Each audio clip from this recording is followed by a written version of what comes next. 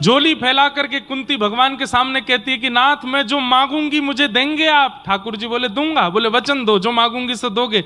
भगवान बोले दूंगा, मांगो तो सही। बोले कि संसार में जितनी पीड़ा, जितने कष्ट, जितनी विपत्तियां हैं, सब मेरे जीवन में आ जाएं, ऐसी कृपा कर दो।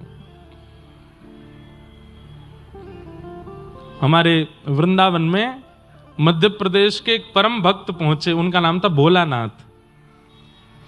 तो जब वो वृंदावन पहुंचे तब किशोरी जी ने उनका प्रत्यक्ष नाम रखा भोरी सखी।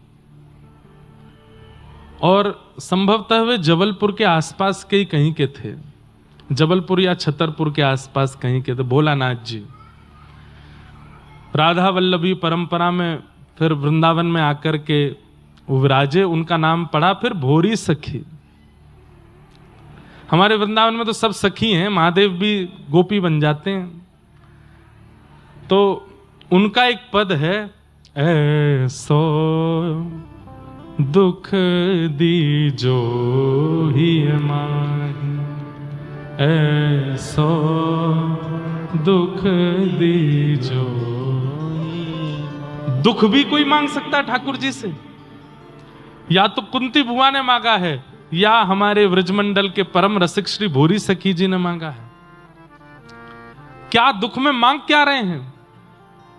बस्ती छोड़ एकांत बिठाओ, बस्ती छोड़ एकांत बिठाओ, बातन सो घबराही, बातन सो घबराही, बिन पद कंज छटा दृग देखे, बिन पद कंज छटा दृग देखे, को सुहावे नाही, सुहावे नाही, भोरी ऐसे दुख बिन प्यारी, भोरी जीवन व्यर्थ गवाही, ऐसो दुख दीजो ही माही, ऐसो दुख दी। महाराज जी, हमारे ब्रज के रसिकों के इतने सुंदर सुंदर चरित्र हैं, कई बार मन होता है कि सुना दें, पर इतने बड़े बड़े हैं कि लगता है कथा पूरी कैसे हो। वृंदावन में रहते थे भोरी सखी, यहीं मध्य प्रदेश से गए थे, और किशोरी जी मिलेंगी मुझे इस याचना से सेवा कुंज में बंदरों को जो चने डाले जाते थे, उस चने की जो छिलके रह जाते हैं, जो भुने हुए चने होते हैं उसका छिलका रह जाता है ना, वो छिलके खा करके भजन करते थे वृंदावन में कि किशोरी जी मुझे मिले। तो एक दिन राधा वल्लभ जी ने पुजारी जी को स्वप्न दिया और कहा, सेवा कुंज में भोरी सखी नाम भोलानाथ नाम के एक मेरे भक्त हैं, उनके लिए राजभोग की थाली लेकर के जाओ। वो जब से आए हैं चने के छिलके पर जी रहे हैं। तो पुजारी जी जब थाली लेकर के गए और भोलानाथ जी से कहा, ठाकुर जी ने स्वयं स्वप्न में आकर के कहा है कि तुम ये थाली का प्रसाद पाओ। तो भोलानाथ जी सिर पटक पटक के रोने लगे। और क्या बोले पुजारी जी ने कि रो क्यों रहे हो?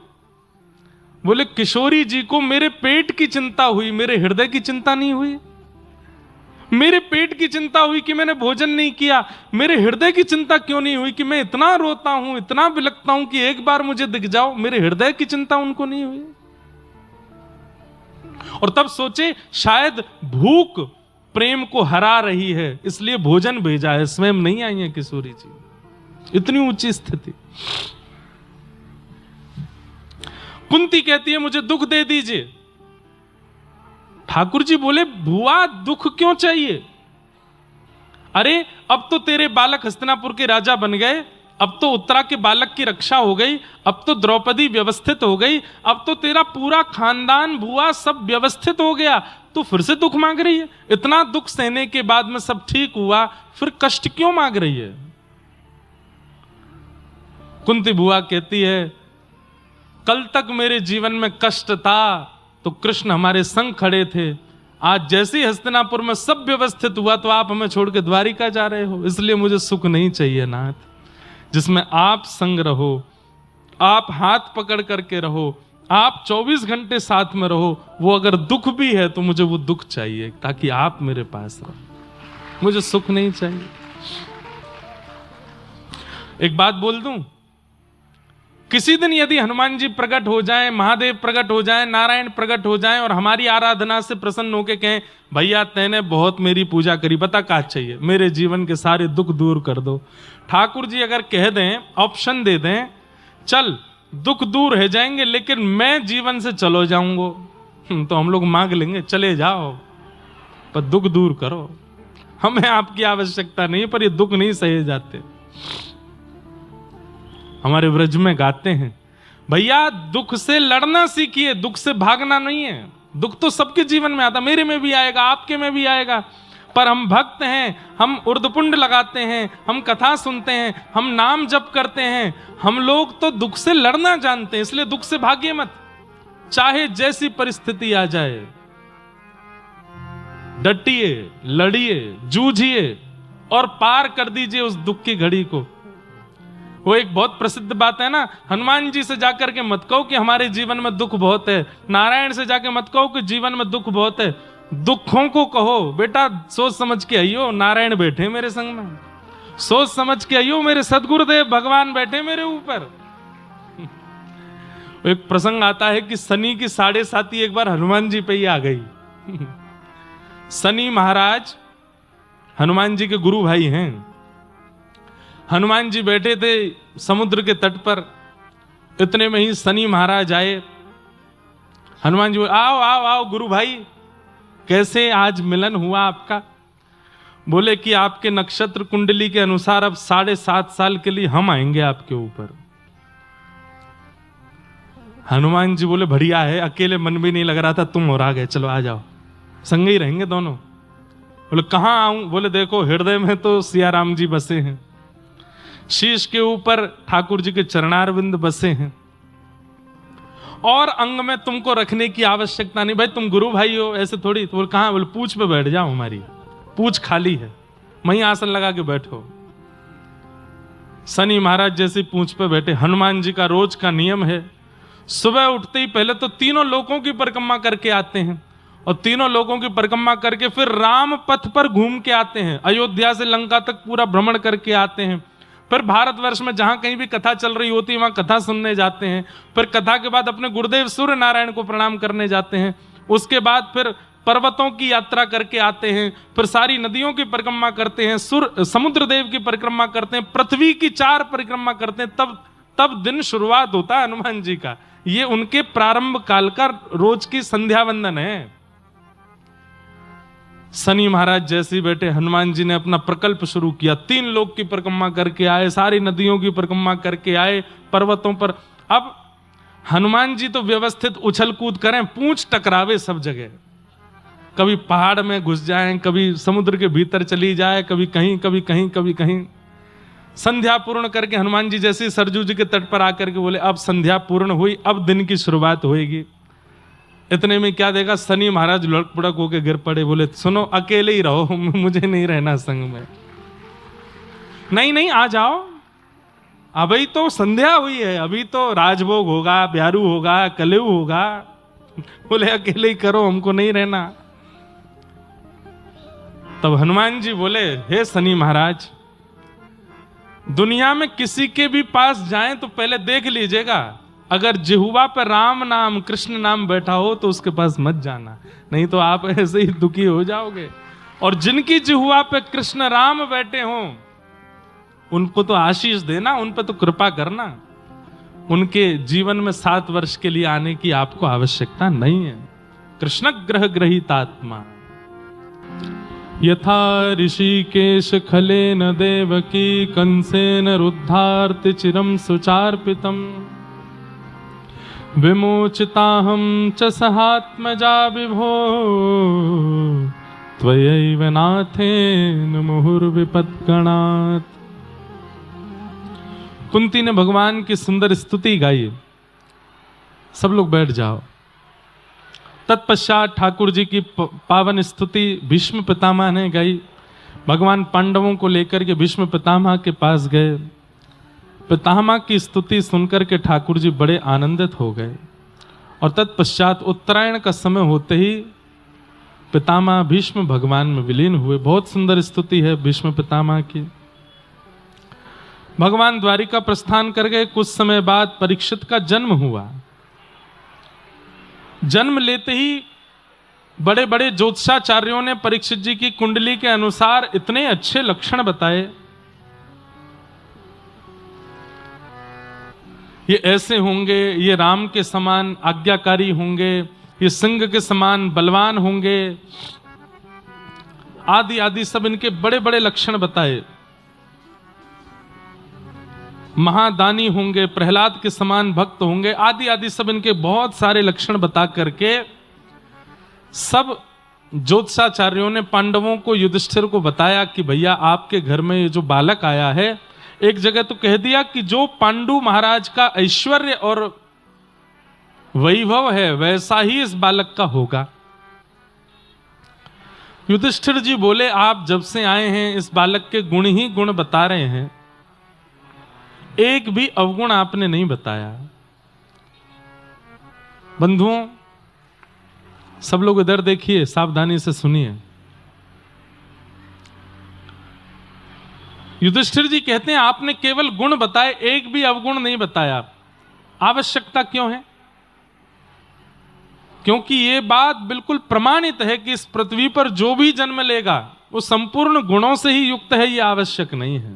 उसके अंदर एक अवगुण तो होगा, दो अवगुण तो होंगे, एक दो तो हम ऐसे ही बोल रहे हैं, हजारों होते हैं इस संसार में। बल्कि मानव के अंदर देखा जाए तो गुण कम हैं, अवगुण ज्यादा हैं।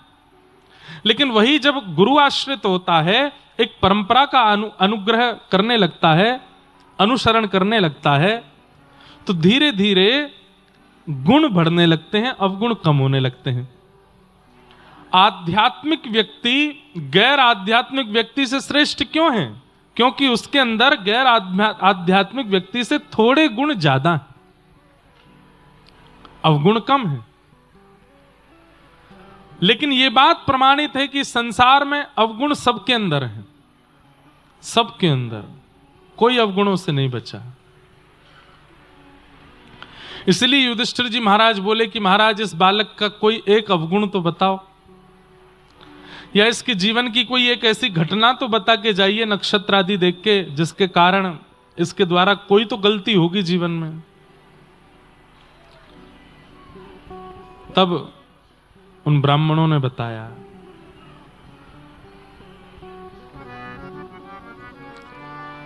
तक्षकादात्मनो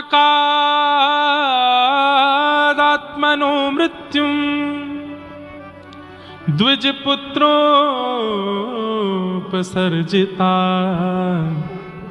प्रपत्स्यत उपश्रुत्य मुक्त संग पदम हरे।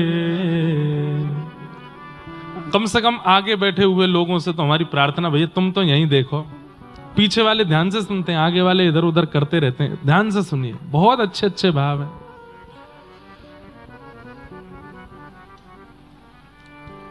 ज्योतिषाचार्यों ने क्या बताया? बोले कि महाराज हृदय पर पत्थर रख के सुनिएगा। बोले क्या? बोले आपके घर में जो ये बालक हुआ है इसके अभी तक आपने गुण सुने, परंतु एक बात हम बता दें। बोले क्या? ये नहीं बताया कि इसका अवगुण क्या है, ये बताया कि इसकी मृत्यु तक्षक सर्प के दंशन से होगी। और ये बात प्रमाणित है कि सर्प दंशन, और उसमें भी तक्षक सर्प का दंशन, ये किसी वैष्णव ब्राह्मण के अपराध से ही होता है। आपने कभी किसी ब्राह्मण वैष्णव का कोई अपराध किया तो तक्षक सर्प डसेगा। महाराज आपके इस बालक की तक्षक सर्प के दंशन से बस इतने में ही समझ गए युधिष्ठिर, इसका मतलब ये ब्राह्मण का अपमान करेगा, इसका मतलब हमारे वंश का ये बालक वंशधर किसी वैष्णव का, विद्वान का, श्रेष्ठ का अपमान करने वाला है। बोले महाराज ये तो होगा, लेकिन आप बिल्कुल निश्चिंत रहिएगा। बोले क्यों? प्रपत्स्यत उपश्रुत्य मुक्त संग पदम हरे। तक्षक सर्प के डंसन से मृत्यु तो होगी, सर्प डंसन से मरने वाले व्यक्ति को मुक्ति नहीं मिलती। और केवल सर्प ही नहीं, किसी भी प्रकार के अन्य जीव के द्वारा हिंसा प्राप्त होने पर अगर किसी को मृत्यु होती है तो उसकी मुक्ति नहीं होती। तक्षक सर्प के डंसन से मृत्यु होगी, इसका मतलब मुक्ति नहीं मिलेगी। लेकिन तभी ब्राह्मणों ने कहा ये निश्चिंत हो जाइएगा, काटेगा इसको तक्षक सर्प ही, मरेगा ये उसी से, पर इसको मुक्ति मिलेगी। कैसे मिलेगी? बोले एक आचार्य इसके जीवन में आएंगे और वो आकर के अपनी सुंदर वाणी से प्रवचन सुना करके इसको मुक्त करके जाएंगे, इसको मुक्ति दिला के जाएंगे। कहने का अभिप्राय समझे, सर्प दंशन भी मुक्ति में बाधा बन जाता है। मुक्ति की कई बाधाएं हैं, मुक्ति होने में कई बाधा बन जाती हैं, लेकिन यदि एक आचार्य आपके ऊपर विराजमान है तो वे आचार्य हर प्रकार की बाधाओं से निकाल के मुक्ति प्रदान करा ही देंगे। मुक्ति मतलब ठाकुर जी की प्राप्ति करा ही देंगे। इसके जीवन में एक ऐसे आचार्य आएंगे जिनकी कृपा से इसको मुक्ति मिलेगी, इसलिए आप निश्चिंत रहो। ब्राह्मणों ने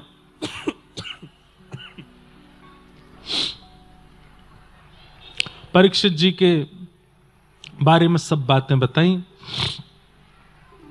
तत्पश्चात धीरे धीरे परीक्षित बड़े होने लगे। एक बार अर्जुन द्वारिका गए, लौट करके महीनों बाद आए और आकर के उन्होंने एक समाचार सुनाया। क्या?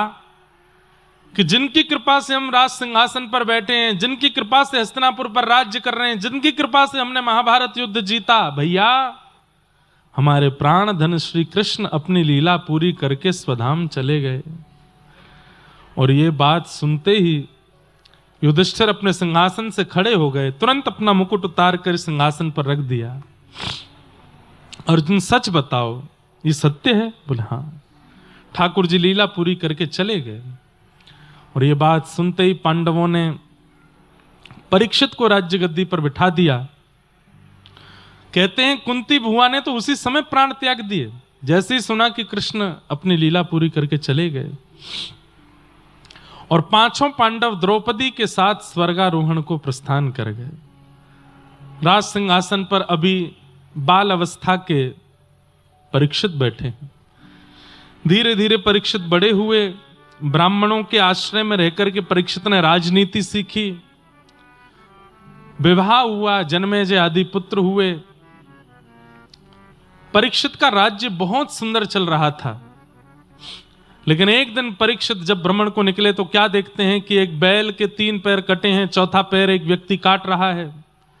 ये वृषभ ही धर्म है जिसके 3 पैर काट दिए हैं और चौथा पैर भी काटने का प्रयास जो कर रहा है, यही कलयुग है।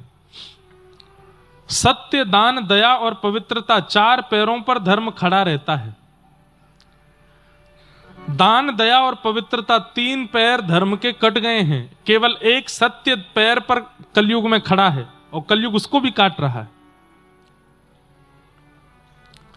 परीक्षित ने जैसे उस व्यक्ति को देखा, तलवार निकाल के मारने लगे, शरण में आ गया। बोले महाराज मुझे मत मारिए, मुझे मेरा परिचय तो समझ लीजिए, मैं कौन हूं। बोले कौन हो तुम? बोले मैं कलयुग हूं। परीक्षित बोले तुम कैसे आ गए?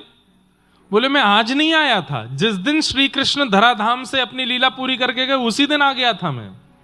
उस दिन द्वापर विराम हो गया, मेरा प्रारंभ हो गया। इसका मतलब समझते हैं बंधु? जब तक धर्माचरण पृथ्वी पर है तब तक अब भी घोर कलयुग नहीं आएगा। जिस दिन कथाएं होनी बंद हो जाएंगी, जिस दिन तिलक लगने बंद हो जाएंगे, जिस दिन शिखा रखनी बंद हो जाएगी, जिस दिन गौशालाएं से गाय चली जाएंगी, जिस दिन वैदिक मंत्र बोलने वाले, नाम जप करने वाले जब तक पृथ्वी पर हैं तब तक कलयुग है, पर घनघोर कलयुग तब भी नहीं आएगा। लेकिन जिस दिन पृथ्वी पर एक व्यक्ति भी भगवत भाव वाला नहीं बचेगा उसी दिन घोर कलयुग आ जाएगा। जिस दिन कथाएं होनी बंद हो जाएंगी, गौ सेवा विराम ले लेगी, माथे से तिलक और शिखा उड़ जाएगी, उसी दिन घनघोर कलयुग आएगा। ठाकुर जी के चरण जब तक पृथ्वी पर थे तब तक कलयुग नहीं आया। ठाकुर जी के उठते ही कलयुग का प्रवेश हो गया। कलयुग ने कहा मैं तो आ गया, अब नहीं जाऊंगा। परीक्षित बोले तुम्हें जाना पड़ेगा, मैं अपने बल से तुम्हें यहां से निकाल दूंगा। बोले कि महाराज ब्रह्मा का नियम है, ब्रह्मा ने सब नियम से बनाया है। सतयुग के बाद त्रेता, त्रेता के बाद द्वापर, अब मेरी बारी है, मुझे कैसे, ब्रह्मा की कृति से आप विपरीत नहीं जा सकते। हाँ एक काम हो सकता है। बोले क्या? कुछ स्थान नियुक्त कर दीजिए, मैं वहीं रहूंगा। ये मेरा वचन है कि उन स्थानों को छोड़ के मैं कहीं नहीं जाऊंगा। तब परीक्षित ने 4 स्थान प्रदान किए। द्यूतम पानम स्त्रियः सूना, ये 4 स्थान प्रदान किए। द्यूतम यानी जुआ, पानम यानी मदिरा पान, भक्ष भक्ष सेवन, पर स्त्री पर पुरुष संग और हिंसा। इन 4 स्थानों में कलयुग निवास करता है। पुनश्च याचमानाय जात रूप मदात प्रभु, पुनः याचना की कलयुग ने कि एक स्थान और दीजिए। तब अनीति से कमाया गया धन, ये 4था स्थान, 5वां स्थान दिए। मतलब ये 5 जगह पे कलयुग रहता है। जुए में रहता है, भक्ष भक्ष सेवन में रहता है, मदिरा पान में रहता है, पर स्त्री और पर पुरुष के संग में रहता है, कलेश लड़ाई झगड़ा मारकाट में रहता है, और बिना मेहनत से कमाए गए धन में रहता है। ये 5 स्थान हैं कलयुग के। हमारे जीवन में जितनी विकृतियां आ रही हैं, इन 5 में कहीं हमारा प्रवेश हो जाएगा तो विकृति आनी स्वाभाविक है। और हमें सबसे ज्यादा लगता है 5वां वाला, बिना मेहनत से कमाया गया धन, इसमें हम ज्यादा प्रवृत्त हैं। इसलिए कलयुग का हमारे जीवन पर, बुद्धि पर आक्रमण होता रहता है। लेकिन हम लोग कथा सुनने वाले लोग हैं, हमको लगता है कि जुआ वुआ कम खेलते होंगे लोग, मदिरा पान भक्ष भक्ष कम होता होगा। नहीं, तादाद इतनी ज्यादा है जुआ खेलने वालों की कि हम भक्तों की संख्या कम पड़ेगी उनके आगे। मदिरा पान, अरे कोरोना में सब बंद हो गया, पर यही बंद नहीं हुए। क्यों? इकोनॉमी इनसे चल रही है देश के। मदिरा पान भक्ष भक्ष सेवन, हमें लगता है, हम क्योंकि भक्त लोग हैं ना, हमें लगता है कि भाई मांस मदिरा लोग कम ही खाते पीते होंगे ना। स्टॉक के स्टॉक खत्म हो जाते हैं एक एक दिन में, ट्रक के ट्रक खत्म हो जाते हैं एक एक दिन में, एक एक। अच्छा एक चीज और देखो, नगर में आप घूम के देखोगे मिठाई की दुकान ज्यादा है, जलेबी पकौड़ी कचौड़ी की दुकान ज्यादा हैं, मदिरा पान मांस की दुकान 2-4 ही होंगी। लेकिन फिर भी हलवाई से ज्यादा पैसे वाले वो हैं जो मदिरा बेचते हैं। 1-2 दुकानों में ही उनका इतनी कमाई हो जाती है कि महाराज एकड़ों जमीन खरीद रखी है उन्होंने। कैसे? कलयुग का प्रभाव है। हमें आपको लगता है कि यह सब नहीं होता होगा संसार में, पर स्त्री गमन, पर पुरुष गमन, सब चल रहा है। कलिकाल से यदि बचना है, कलिकाल में आप जन्मे हो, इससे बच नहीं सकते, पर इन 5 स्थानों का अगर आपने परहेज किया, द्यूतम पानम स्त्रियः सूना और जात रूप मदात प्रभो, तो हो सकता है कि कली आपकी मुक्ति में बाधा ना बने।